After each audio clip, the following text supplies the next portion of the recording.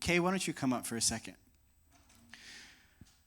Our church's vision, and you see it all over the place, is we're a church at war against the gates of hell. And we do that one person at a time. So I want to Kay this morning. She told me on Good Friday where she was last Good Friday. And I was just blown away. And I'm like, you have to come tell your story about what Jesus has done for you. So I'll let you hold this.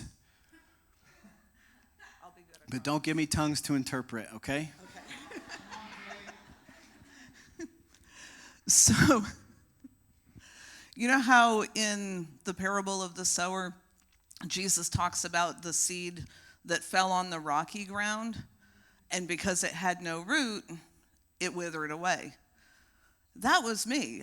I received the word with joy in the year 2000, and I was on fire for God, and everything was about Jesus. And then my life began to unravel. I had a lot of church hurt, my marriage disintegrated, and somewhere in that, the soil of my heart got really rocky, and I started to wither. And it was so slow that I didn't even realize it at first. And I started drinking because I just needed to, escape from that a little bit. And I became convinced that God was going to judge me. Like I literally forgot the reality of the gospel in that season. And I was just so ashamed. I was so ashamed, and I didn't want to admit that I was ashamed because I'm not a shame person, right? And I got life to live and businesses to run, and I had that from the world, so I hid it by basically getting drunk every day by lunchtime. And a year ago on Good Friday, I was so drunk I couldn't even walk across my living room to answer my front door. But that week, I got a flyer in the mail from a place called Salt Church.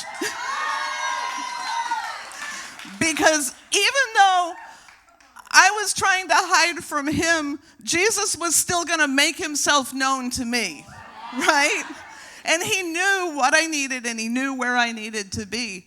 And I remember walking to the mailbox that day, and my hand tingled when I tried to open the mailbox. I was like, what is this? I haven't felt this in a long time. It's been years. And I pulled the flyer out, and I was like, oh, it's a church thing. Yeah, no, probably not. And God just kept bringing my mind back to it and back to it. That's probably why I got drunk on Good Friday, because I didn't want to come to church and be judged. That was I knew that was going to happen. I just knew that was going to happen. And I managed to pull myself together that Sunday morning, Easter Sunday, a year ago, and come out to the farm, to the tent, and I sat through the service. And I knew if I didn't go get prayer, I'd never come back.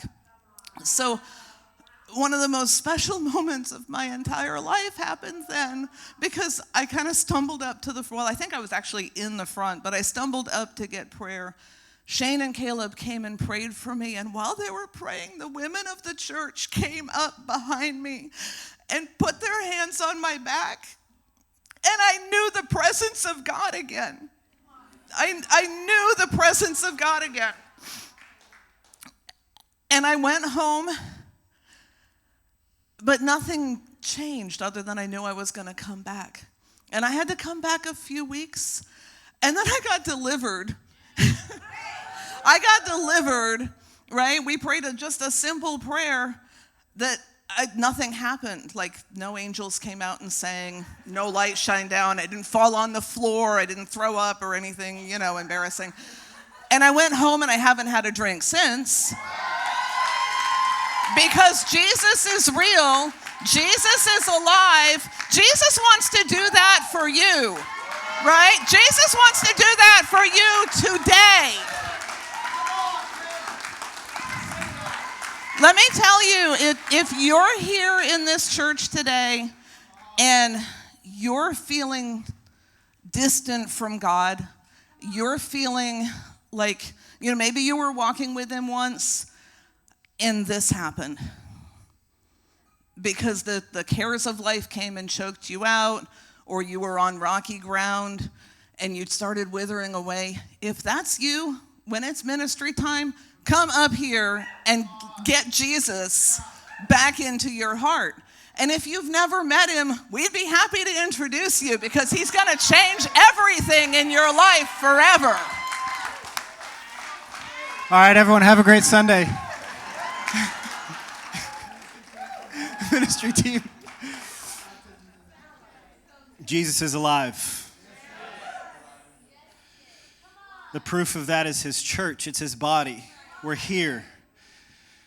And we're called to be witnesses to the resurrection, and you see it in stories like that. You see the witness of the fact that Jesus is actually risen. He's an active God, actively participating with his bride, the church. And that means you individually.